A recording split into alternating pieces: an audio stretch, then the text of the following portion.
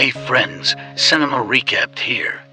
Today I will explain to you a 2009 fantasy horror film named Thirst. The movie starts with a Sanghayan, a priest who volunteers at the local hospital, giving prayers, an ear for confession, last rites, and even some songs played with his flute. Nonetheless, he feels like he isn't doing sufficient. People keep dying of it every day, and he can only watch. So he asks Father Ro, a blind priest superior to Sanghayan, to send him to the labs where they are experimenting to discover a vaccine. Ro doesn't like the idea. Nobody doesn't know what totally is going on in those laboratories, and the Vatican doesn't approve of them. But he gives in after Sanghayan explains how significant it is for him. When he arrives at the labs, Sanghayan is told of all the possible horrendous side effects that he may go through while being part of the experiment, but Sanghayan isn't frightened and gives his consent to proceed. He spends his days in the labs playing the flute, reading, praying, writing letters, and playing volleyball with the other volunteers. A month later, his body is hidden in blisters, and one afternoon, Sanghayan ends up vomiting blood in his room. He's instantly taken to the emergency room and given a transfusion. But the doctor's efforts are pointless. Sanghayan dies on the table. However, after he's covered with a sheet, the doctors are surprised to unexpectedly hear him pray somehow. After his heart stopped, Sanghayan is still alive and his blisters are gone. 6 months later, Sanghayan leaves the labs to return to his congregation, and lots of people are waiting for him at the door. The news of his comeback has spread, and everyone believes him to be a miracle for being the only survivor of the experiment among 500 volunteers. He travels with his whole body bandaged up and stays that way while going back to his duties as a priest. It isn't until he goes to see the doctor that he takes them off, and the doctor confirms he's healed extremely fast. Sanghayan still notices some differences in his body though. He's become strangely sensitive to sound and smell, which makes him feel dizzy and nauseous, but those aren't symptoms of EV. Sanghayan starts being known as the Bandaged Saint, and people come to him believing he may heal them. One afternoon, he's addressed by Mars Ra, who wants him to come and see her son, Kangwoo, who is very sick. When he goes to the hospital to offer his prayers, Sanghayan understands he knows these people. He used to be companions with Kangwoo when they were kids. There's also Taeju, who Sanghayan thought was Kangwoo's sister, but entirely. She was a kid that was abandoned at Mars Ra's house, so she took her in and raised her. Nowadays she's married to Kangwoo, although she doesn't look very happy about it. Some days later, once Kangwoo is feeling better, Sanghayan is invited over for dinner, and can't help feeling a tiny nauseous when he smells some blood, and known to him, Taeju is on her period. 3 other friends are also invited: Sungdae, a retired cop, Youngdu, and his wife Evelyn.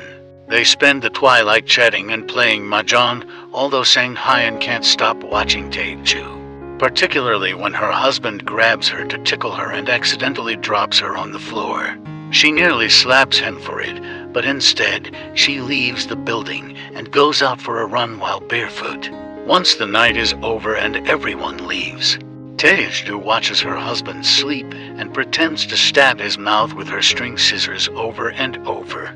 Meanwhile, Sanghayan returns to his place, but he doesn't go to bed until he's hit himself with his flute sufficient times to make up for the sinful thoughts he's been having about Taeju. The smell of his own blood makes him nauseous, and suddenly he starts feeling dizzy as well. Overwhelmed by all the immediate sounds he is able to hear until he passes out on the floor. The following morning, he's woken up by the sensation of the sun burning his skin. So he decides to hide in the wardrobe until night falls. Hours later, once it's dark outside, Sanghayan comes out and discovers his body is covered in blisters again. So he has to bandage himself up to go to the hospital.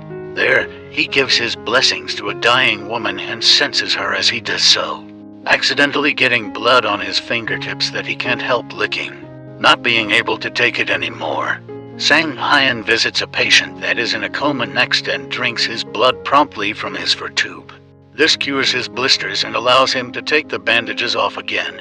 It also means he doesn't need his glasses anymore. Scared by what he's becoming, he jumps off the window and lands on top of a car, but he's still alive and unhurt. On his way back home, he comes over Taeju, who couldn't sleep and has gone out for another barefoot run. She tries to run away when she sees him, but he rapidly catches up with her and picks her up to put her in his shoes. Then he shortly goes away, not wanting to succumb to the temptation of her veins. The following day, Sang Hyen has to wait for night to fall again before visiting Father Ro and asking for his guidance. He proves he's a vampire now by making a cut on his chest and letting Ro insert his hand to touch his heart. And that cut closes and heals as soon as Ro takes his hand out. Sang Hyen doesn't know what to do with these new urges he's going through, and Ro helps him by letting him drink from his arm. Sang Hyen begins to go to each mahjong night at Mrs. R's house. One evening, when Taeju is about to go running barefoot again, Sang Hyen stops her, and she takes the chance to give him back his shoes. She clarifies that she runs to get the feeling of getting away from the hell that is her household and that she's been waiting for him to rescue her since they were kids. Before he can stop himself, Sang Hyen kisses her and the two of them get down on the floor to try to reach home base. But they're interrupted by Mrs. Ra, who orders Taeju to come back to take care of her husband and slaps her when she takes too long. A couple of days later, Taeju starts working as a volunteer at the hospital on Sundays, which is the day Sang Hyen works there too. She waits for his mass to be over, and together they find a room where the only patient is in a coma, so nobody will find them while they use one of the beds to get to know each other better. After they're done, Taeju wants to know how their connection will progress. So Sang Hyen decides she should know the truth now before she makes any decisions, but instead of telling her, he shows her what he is by drinking the comatose patient's blood. Taeju freaks out and runs back to her house. But Sang Hyen follows her and enters the building through the bathroom window, cornering her there.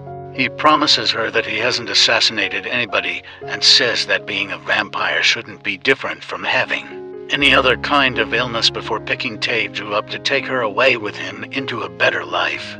But when he's about to jump off the window with her in his arms, he accidentally kicks off the toilet lid, getting the attention of Mrs.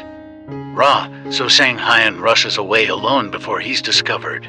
Taeju watches him leave and notices how he's capable to break a street light into with his super strength. The next day, Sang Hyen is at the hospital, filling some bottles with the comatose patient's blood when he receives a call from Taeju, who wants to know how a person can become a vampire. A few hours later, they meet on the roof of the hospital and Sang Hyen proceeds to show her all his powers, like healing himself after drinking blood, breaking a coin into, and jumping from top to top with her in his arms, while carrying her round. Sang Hyen notices some wounds on Taeju's thighs and assumes Kang Woo is mistreating her, which she confirms. But when she goes back to her place later, Kang Woo is stunned to see these wounds too and expresses his concern for her, thinking it was a patient with mental health issues that attacked her. Meanwhile, Sang Hyen visits Father Ro, who tells him he should go back to the lab and ask for a cure. This is sadly difficult because such a long trip would expose Sang Hyen to sunlight. So Father Ro asks him to give him some of his blood rather than. He wants to be a vampire to be able to see again before dying. But Sang Hyen is so disgusted by this that he decides to renounce his vows and flee from the monastery. Mrs. Ra accepts giving Sang Hyen a place to stay, and he's given a mattress to put down in the basement, although he shortly replaces it with a wardrobe which he uses as if it was a coffin. Now he and Taeju can secretly meet down there more often, and Sang Hyen keeps asking Taeju to run away with him and become a vampire, but Taeju refuses because she knows Mrs. Ra will leave the house and her business to her. Kangwoo begins noticing that Taeju isn't in bed with him during the night, so admires. Ra installs a door fastener on Kangwoo's bedroom and locks the couple there every night. This causes Taeju to begin stabbing her thighs with her thread scissors while Kangwoo sleeps. and the smell of her blood is enough for Sang Hyan to leave the basement and enter her room through the window. He sees her injuries and the scissors on the floor and assumes Kang Woo did it, so he attempts to kill him. But Tae-ju stops him.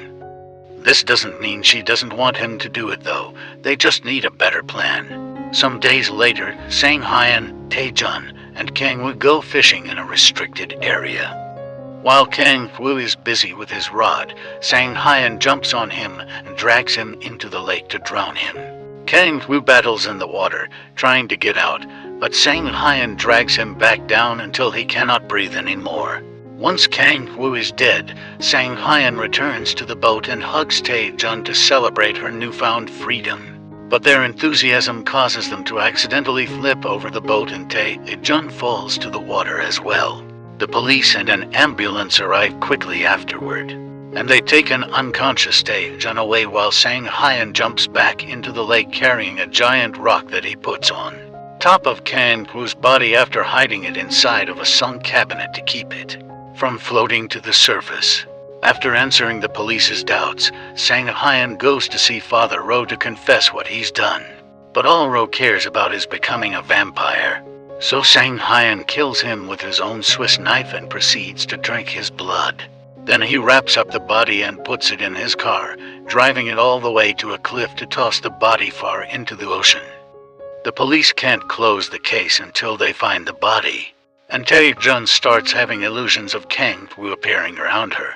The death of her son affects Mrs. Ra so badly that she starts drinking until she sinks psychosomatically into a completely paralyzed state. With her mom paralyzed and her husband gone, Tae-jun authorizes Sang Hyan to sleep in her bedroom. And now they can spend even more time together, which is harder than it sounds because they are now both having hallucinations of Kang Woo taking vengeance on them.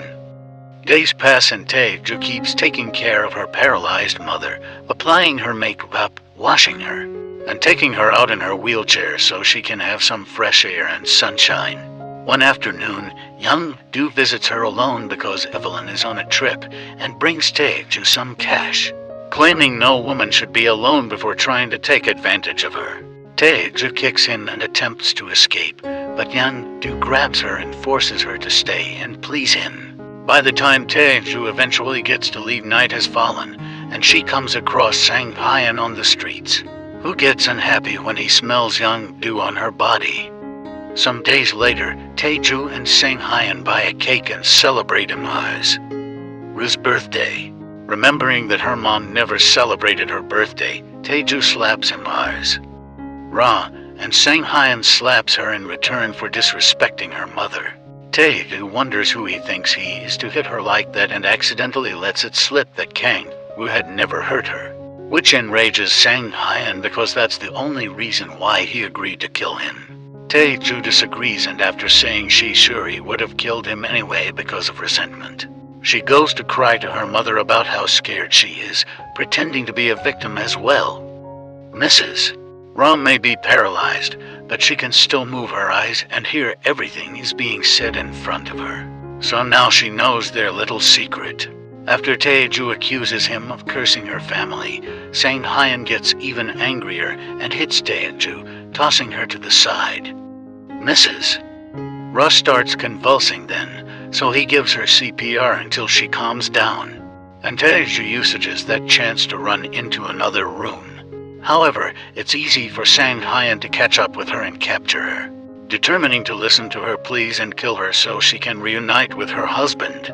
Crying over what he did, he hugs Tae-ju and starts drinking her blood, but when he notices Mrs. Ra watching them, guilt and regret take over him. There's only one thing he can do now: feed Tae-ju with his own blood and transform her into a vampire too. Now the couple spends the day jointly inside Sang Hyan's wardrobe in the basement and comes out during the night. While Sang Hyan keeps himself busy painting the living room totally white to remember sunlight, Tae-ju prepares Mrs. Ru's meals, one of which ends up having a drop of her blood in it when Tae-ju accidentally cuts her finger. But one drop is still sufficient for Mrs. Ra to start moving one of her fingers after eating. The police are still on the case of Kang Woo's death. And one day they call Tae-ju and Sang-hyun to answer some doubts while connected to a lie detector. The two of them pretend they're only acquaintances that barely know each other, so when they're done, Sang-hyun takes the car and Tae-ju takes a taxi so they don't raise suspicion. But Tae-ju can't help herself any longer, so she ditches the cab and calls one of the cops to ask him to pick her up under the excuse she has something to confess. When the officer finds her in the middle of the road, Tae-ju kills him, takes him to the woods, and drinks his blood before burying him there. When she returns home, Sang-hyun tastes the blood on her lips and guesses she's been assassinating indiscriminately. He tells her off for it, reminding her he's supposed to be bringing blood from donors to feed them both without having to become murderers. As Sang-hyun chases her from roof to roof, Tae-ju tells him she doesn't like his methods. She thinks assassinating people is more fun and the blood tastes better when drunk directly from the body. When she attempts to break up with him, Sang-hyun grabs her and drops her on the floor, hurting her while he reminds her she's the only thing he has in this life. He still refuses to let her kill people to drink, however. After a couple of days, blisters begin to seem on Tae-ju's body and she can't drink donated blood because she vomits it. So Sang-hyun decides to call the hospital doctor and ask him to come over for a checkup. This means Tae-ju feeds on him while Sang-hyun attempts to ignore the guilt that haunts him. But soon a distraction arrives. It's their buddies, who have come over for mahjong night. After hiding the doctor's body, the couple welcomes their friends, and jointly they have a fun night as usual. That is until they make a discovery. Mrs. Ra can say yes or no by blinking. She also shows them she can move her finger and starts pointing at mahjong pieces with letters on them, this jointly. With the blinking allow her to communicate to their friends the truth behind Sang-hyun and Tae-ju. They were the ones that killed Kang-woo. Knowing what's going to happen next and not wanting to see it, Sang-hyu leaves the room as Tae-ju starts chasing her guests to kill them. Nonetheless, guilt soon takes over, so he helps Evelyn hide in the closet before trying to stop Tae-ju. But she chokes him and drops him on the floor before going back to hunting. Soon Dae and Young do both get killed, and Tae-ju feeds on them until their necks don't drop any more blood. Sang-hyun clarifies to her that this is because their hearts aren't pumping anymore, so she should cut their feet and hang them in the bathtub to let gravity do its thing. While they chat, Evelyn is in the kitchen, tied to a chair, but she organizes to drop herself on the floor and grab a knife that fell earlier. After freeing herself, she goes after Tae-ju and stabs her with the same knife, but this of course does nothing. Sang-hyun pretends to feed on and kill Evelyn while Tae-ju is peeking for a bigger knife so that she won't hurt her. Then he tells Tae-ju that they need to leave the house before the cops arrive. They get in the car and bring Mrs. Ra with them, only stopping once by the camp of people that understood in the bandaged saints so Sang-hyun could feed on a woman for real. Then he spends the rest of the night driving while Tae-ju sleeps, making it to the middle of the countryside right before the sun is about to come out.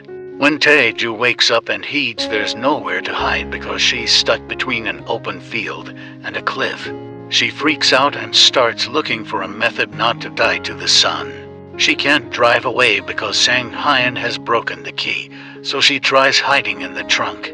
But Sang-hyun tears off the lid and throws it into the ocean. Following, she tries hiding under the car itself, but Sang-hyun just moves it away. When she finally gives up, the couple sits together on the hood of the car and wait for the sun to burn them away while Mrs. Ra stares them die from the back seat. And the end.